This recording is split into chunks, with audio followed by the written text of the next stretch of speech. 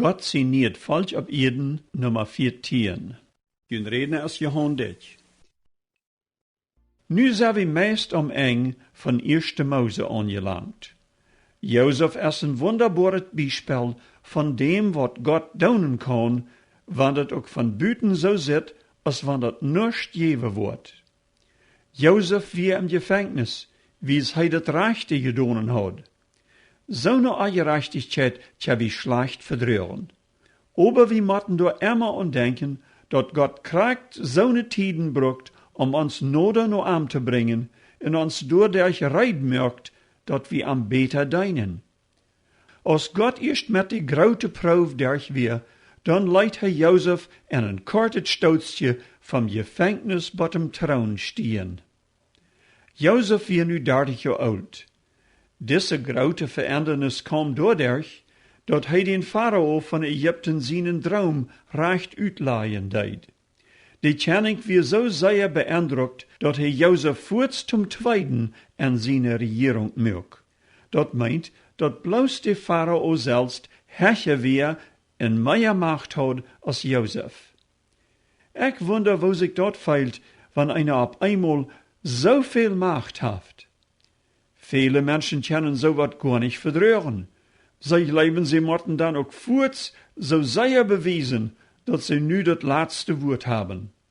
Dat is aber gar nicht das teken van een gouden leider. Jezus zei mal, wann irgendwer wel de leider zijn, dan laat amen deiner zijn. Wat meint dat? Dat meint zoveel als te zeggen, dat de beste leider is diejenige wat andere vrijwillig dient. Jeder einer von uns ist an einen Weg oder den anderen ein Leider. Wenn du ein Vater bist, dann lehrt die Bibel, dass du die Leider bist von deiner Familie.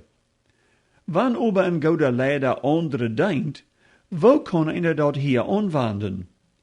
Jesus sagte mal, die Menschen sehen es nicht gekommen, sich dienen zu lassen, aber zu dienen. Du dienst deine Familie, indem du versorgst, nicht bloß mit das Büterliche des Eten und Schleider. Du sorgst doch geistlich für indem du deine Familie in der Schrift beliest, in deine Kinder helpst, nur den wahren Glauben an Jesus zu kommen. Zo'n is een gouden vader en een gouden leider für seine Familie. Jozef tekent sich als een gouden leider daaraan uit, dat hij voor het ganze Volk Egypten verzag, ja, sogar voor al die Länder rondom. Hij wist dat God wordt 7 jaar hongersnood checken. Hij wist ook dat de Pharao zich ganz op hem verleidt. En zo zag hij dan ook dat in de rieve 7 jaar veel getreiden, veel eten gespoord wordt en een grote spikkers aangeschert wordt. Dat zegt in Kapitel 41, Vers 49, dat hij zoveel Taub spoort als de zand om meer. Ze kunnen al niet meer al die spikkers talen. Dat kwam dan ook kracht zo ram, als hij den droom uitgelegd had. Na de 7 gouden jaren vangt de hongersnood aan. Dat dier dan ook niet zeer lang, wat de mensen om Pharao komen en naar getreid prachten. Hij zei dan bloos, ze zullen naar Jozef gaan en doen wat hij aanzeed. En zo verkauft Jozef de Egypter aber ook vele andere veldjes getreid. Dat zegt dat de ganze Welt naar Jozef kwam om getreid te kopen. Dat meint dat al die veldjes wat om Egypten ram zijn, alle ook in een hongersnood sturen. Denk je mal na hoeveel geld doordat naar den Pharao kwam. In het 42. Kapitel schrijven dan nu endlich wat van den oulen Jacob te horen, en wo am dat nog einmal ging. Als de oude vader antwoordt dat het in Egypten getreid gaf, schickt hij zeer bouw zijn zeens los. Die 10 mannen wat mal hadden den Jozef verkauft, trokken nu met ihre Esels en Kamels los naar Egypten op touw. Bloos Benjamin ging nicht met, wils Jacob befürchten deed dat dem ook wat worden wordt. Hij dacht dat de Benjamin nu nog de einzige weer van de zeens van Rahel. Als de Brüder dan in Egypten aankomen, verbergten sie sich alle für Josef. Sie kannten ja am gar nicht. Erstens wir je dort al wie 20 Jahre, seit sie am das letzte Mal gesehen haben. Zweitens, wie Josef nu so ein höherer Regierungsmann angetrokken und nicht so ein Schopshord, so es sei am gekannt haben. Erst dat aber nicht bemerkbar, dat het hier kragt so eintrafft, als Josef einmal gedreimt hat, als hij seine Brüder vertelt, dat ihre Gaven sich für seine Gav verbergt haben? Josef verstellt sich voran, aber er hat an Furz gekannt. Dann sagt es in Kapitel 42, Vers 9, dann dacht Josef an die Dreim, wat hij gehad had, als hij noch thuis bij aan weer. Hier sei wie wahre, dat Gott ne lange Geduld haft, aber wann die Tiet, wat hij gesagt haft, erst am ist, dann erfällt sich dort, wat hij gesagt oder versprochen haft. So erst het ook met zijn ganzes Woord. Wat hij door sagt, wordt nog eenmaal alle erfällt worden. Nu speert Josef, wo kragt der Herr sein Wort hält. Nu wird die Tiet door, wo seine Brüder verarm op Knies lagen. Nu wird die Tiet door, wo seine Brüder op een Probe gestellt worden. Josef wird hier aber nicht dorop uit, dat hij sich an anrachen will. Hij stellt dan aber op een Probe, te seinen, ob sie noch einmal liegen würden. Hij beschuldigt an, dat sie nicht wie in dat Getreidscheipen gekommen wären, aber weil sie Spionen wären und wollen allerhand Plitsch uitvingen. Dort verstreiten sie aber Seia. Damit kommt es dann rüt, dat sie noch alle taub 11 Junges wären, und dat einer davon nicht mehr wir. Wo moet sich Josef gefeilt haben, als dit hierd? Ik geloof aan moet het toch gejankert han, an Furz te sein, wer hij wir. Dann sah er an aber noch Dollar op een Probe. Te beweisen, dat sie nicht Spionen wären, soll einer von an terug blieben, in dem Gefängnis zetten, bat seine Brüder mit den jüngsten sehen, terugkeimen. Der andere verkauft hij dann Getreid, zodat zij in ihre Families nicht verhungern deiden. Damit sollen die Brüder beweisen, dat sie nicht lügen. Nu wordt die Brüder dort als sehr fleiv. Als sie dann so taub Brot schleuren deiden, fungen sie untereinander sich zu beschuldigen, in taute stonen, wat sie so viele Jahre terug gedonen hadden. In Kapitel 42, Vers 21 sagt dort, dann sehen sie einer zum anderen, wie sind sicherlich mit Schuld beladen, wären unseren Bruder, als wie tau sagen, wo er uns in seine Seilenangst für Not anprachern deid, aber wie nicht nur am Harchten. Darum ist nu diese Not über uns gekommen. Dann antwortet Rubin und seht ich jünt nicht, versündigt jünt nicht an diesen Jung, aber je harchten nicht. Nu kijkt mal, wo sein Blut von uns gefordert wird. Josef stund da und hier dort aller Tau, wat sie sehen, aber sie dachten, hij wird ein Ägypter und kon ihre Sprach nicht verstohnen. Nu endlich, nur 20 Jahre, deiden die Brüder ihre Sünd taustonen. Erst dat aber nicht schuld, wenn die Menschen so lang lüren, wat sie mal endlich über ihre Sünden Büße daunen? Für über 20 Jahre hadden sie alle ein sehr schlechtes Gewissen gehad. Sie wussten alle wat ihr Vater nicht wisst, und sie wollen ab keinen Weg, dat hij dat uitfunk. Aber erst dat nicht vielleicht auch so mit die? Nicht, dat du deinen Bruder als Sklave verkauft hast, aber du weißt, du hast viel ab den Gewissen, und du schlapst die durch Jahr für Jahr mit rum.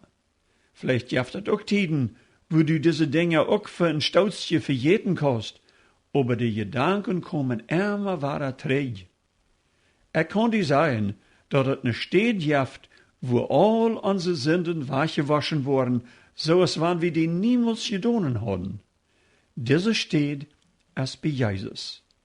In 1. Johannes 1,7 steht es so geschrieben: Wann wir ober am Licht wandeln, so es Hij am Licht ist, dann haben wir Gemeinschaft untereinander, In dat Blut von Jesus, Gott sein Sehn, reinigt uns von jeder Sünd.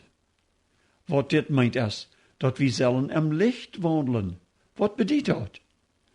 Dat meint sicher nicht so, als einzige dat uitgelegd haben, dat wir nicht wie dies da irgendwo hinfahren sollen. Nee, dat meint, wir sollen im Herrn sein Licht kommen. Wir sollen nicht mehr proben, verarm zu verstärken. Licht lässt alles offenbar werden. Wenn wir im Licht wandeln, meint das, dass wir unsere Sünden nicht mehr verstärken, aber die ganz aufrichtig zum Herrn bekennen. Wenn wir uns je ein andere vergonnen haben, dann meint das, dass wir diese Schuld auch bei anderen stonen und um Verzeihung bitten. Wenn wir dort tun, dann können wir mit Gott auch mit Menschen Gemeinschaft haben. Aber wo sind dann all unsere Sünden geblieben? Das Vers sagt, dass Jesus sein Blut uns von jeder Sünde reinmacht.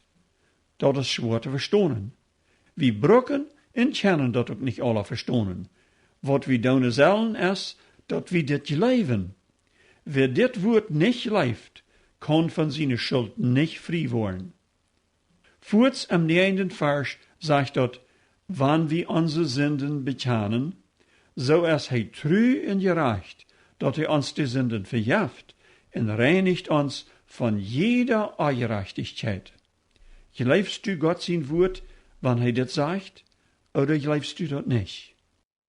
Als Josef das hielt, dass die Brüder ihre Sünden wirklich tauschstunden, dann kann er sich nicht mehr holen. Er dreht sich von an weg, um seine Thronen zu verstärken.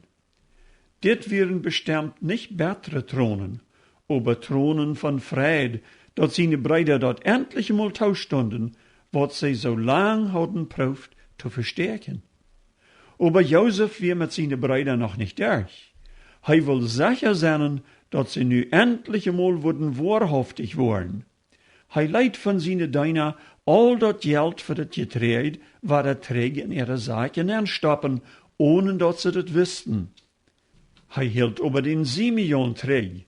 Der musste im Gefängnis in Ägypten lüren, was sie mit Benjamin trägkämen.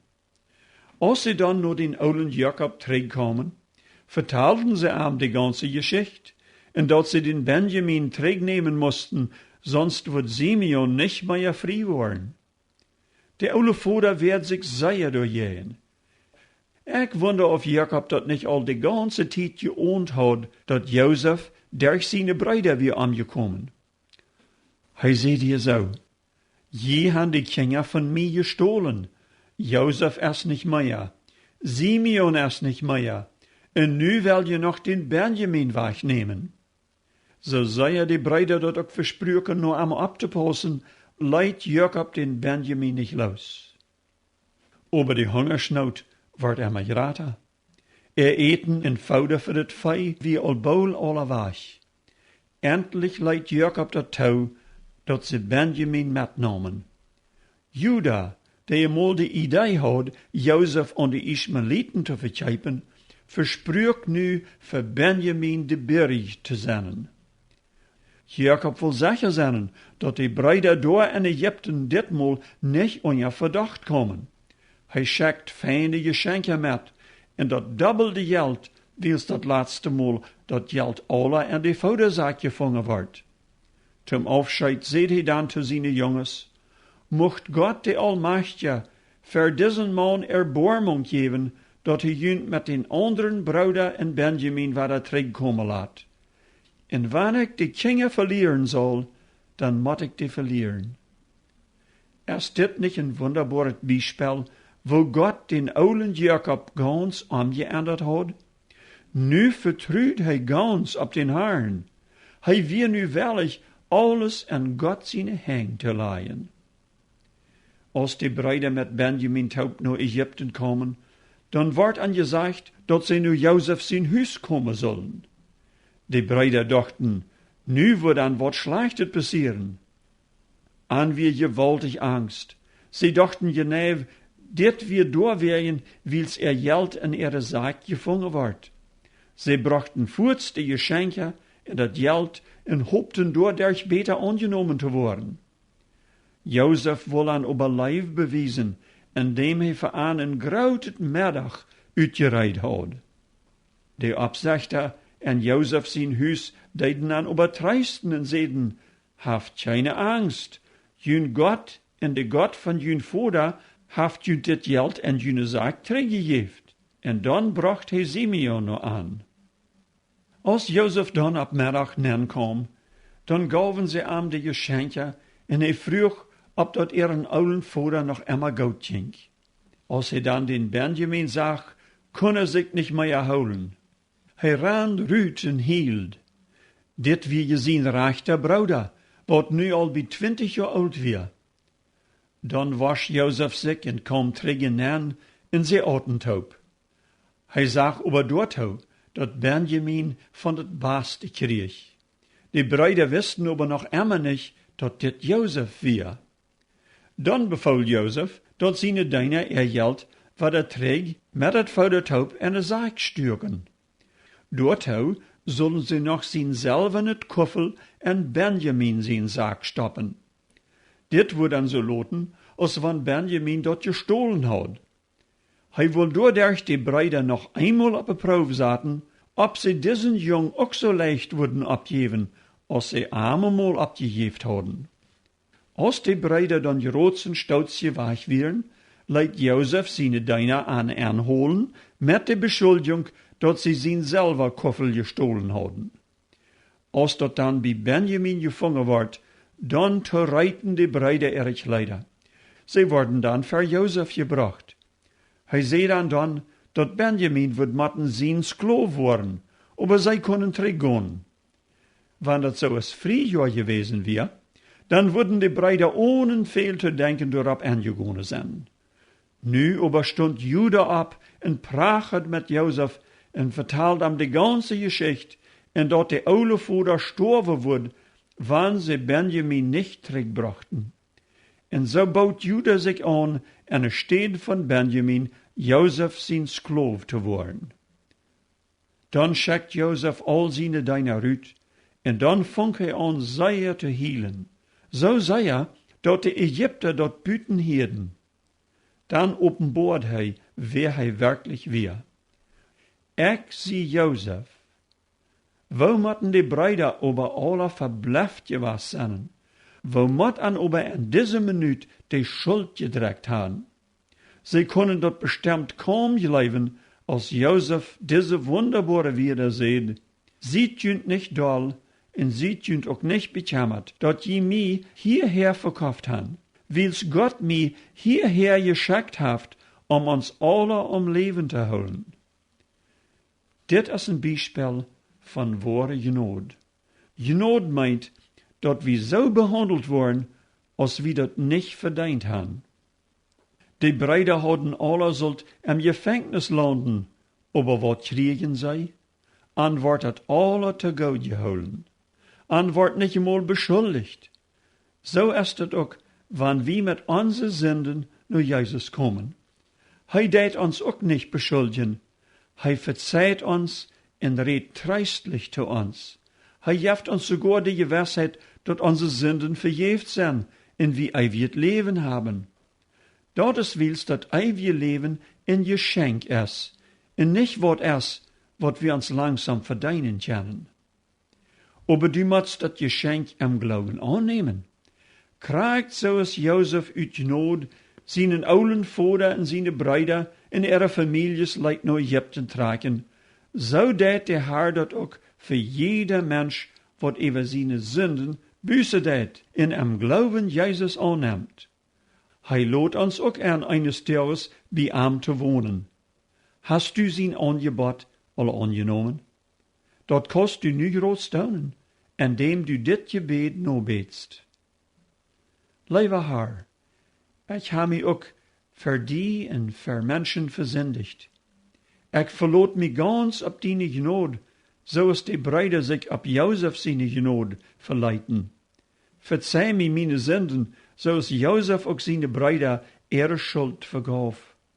Herr Jezus, kom nu in mijn leven aan en geef mij je wijsheid van eeuwigen leven. Als teken van mijn glauben dank ik die, dat du dit gebed erhiert hast. Amen.